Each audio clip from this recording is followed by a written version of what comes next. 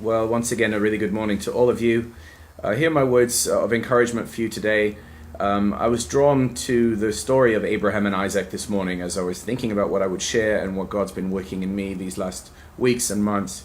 Abraham and Isaac, and Abraham's about to offer his son Isaac on an altar to God, and God says, "Stop, I've provided a ram." And then, of course, we know the story. The ram takes over the place of Isaac. It becomes a sacrifice.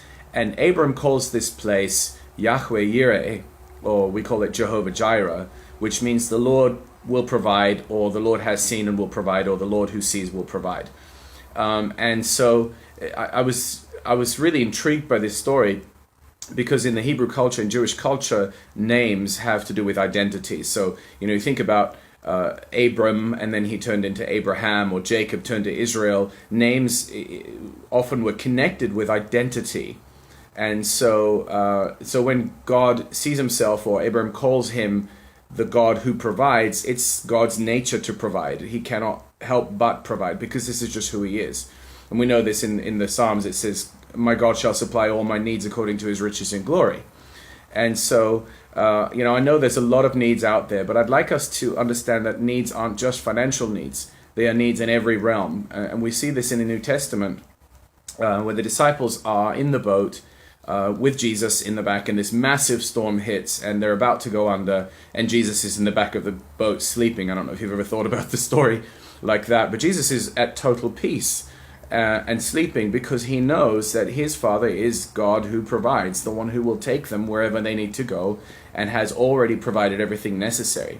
And so it's not just financial provision, it's provision for protection, it's provision for family, husband or a wife, whatever it is that you're looking for.